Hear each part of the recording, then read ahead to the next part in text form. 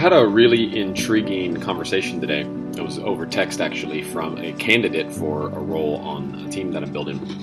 And I'm having all the candidates go through a hiring gauntlet where they're learning about the way that we think about who we be and the fit profile and some of the elements to help them determine if this place is a fit for them and help us decide if they're fit for the role in the team. Anyway, the candidate responded with some really thought-provoking questions and insights, and it was awesome. But one of the things that she asked was about the commitment continuum. And she said this idea of reluctant, is that necessarily always is it a negative thing? Is reluctant and resistant a negative thing? And specifically her question was reluctant. Is there a time when that's not a bad thing necessarily, or could it be? And her question also was, have you ever been in that situation? Like, have you ever felt reluctant, and then what happened? What was the result, and do positive things ever come out of it? So I thought it was a really cool question, and so I wrote a response that I thought was valuable, right? And I don't know if I've ever quite articulated my response before I wrote that today in that way, and so I wanted to share that. So I had two thoughts primarily, and the first one was that I think, so talking about reluctance. First off, reluctance on this spectrum or continuum, I think reluctance is worse than resistant, and here's what I mean. A reluctant person doesn't know where they're going, right? So they're not convicted really by anything. They're just sort of blindly and apathetically reluctant rather than really driven and convicted by something because they're not clear. And so reluctance comes from only two places, I think. One, it's a character thing. They're reluctant because they don't have the values and work ethic and so forth to be compelled. And two, usually it's a lack of clarity, right? They don't see the vision. So they're reluctant because they're hesitant. It's like driving fast in the fog, right? Well, I'm going to drive more reluctantly when I can't see where I'm going because I'm afraid of something. I'm afraid of the risks because I can't see to navigate. So the first one is not a fit. If you've got someone who doesn't have the character and value fit, right, that would be why they're reluctant. But if the person is reluctant because they aren't sure of where this thing is going and how they fit in it and if they are, a fit for it and good enough and so forth, well, now that's interesting, right? And that's useful information. And that's, of course, how you can move someone to the right. Remember, the whole point is that nothing left of compliant really is acceptable in your organization. And your job as a leader and their job as a force of nature is to move themselves to the right. So that was the second piece of reluctance, is that it's a lack of clarity, in which case that's a leader's job. And it's really the leader's job, is to help set a really clear vision so that a person who might be reluctant can see. It's to clear that fog out and say, hey, this is where we're headed. This is how we can get, how we're going. And this might be the way that you can play.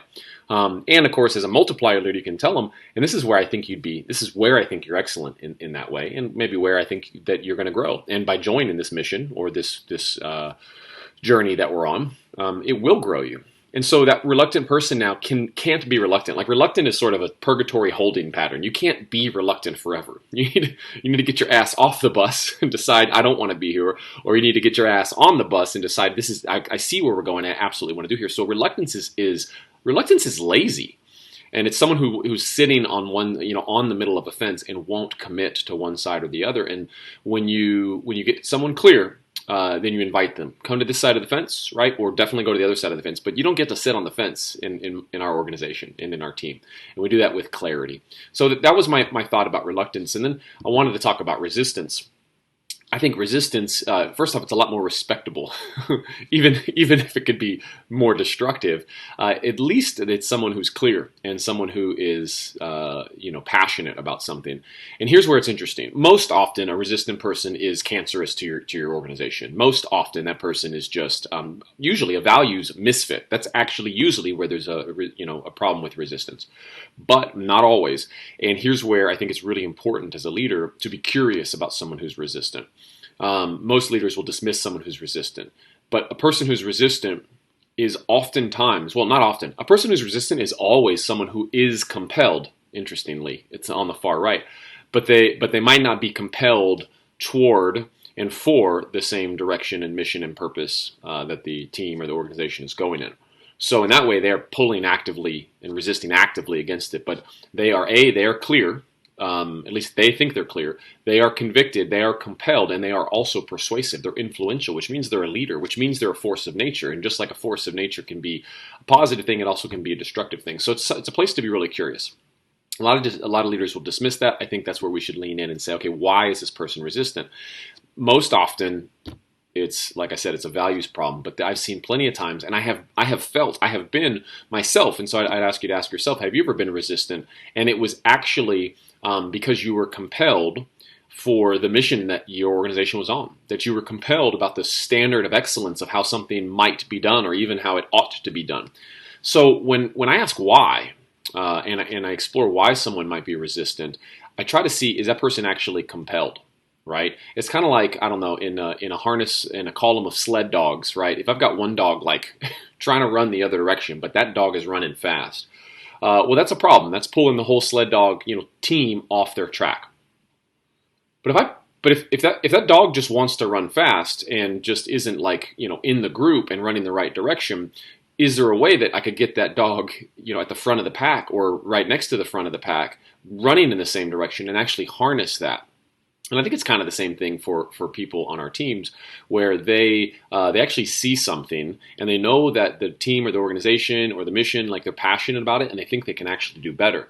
And so in that case, there's only really two reasons that a compelled person might actually come across as resistant. One of those things is they're unclear.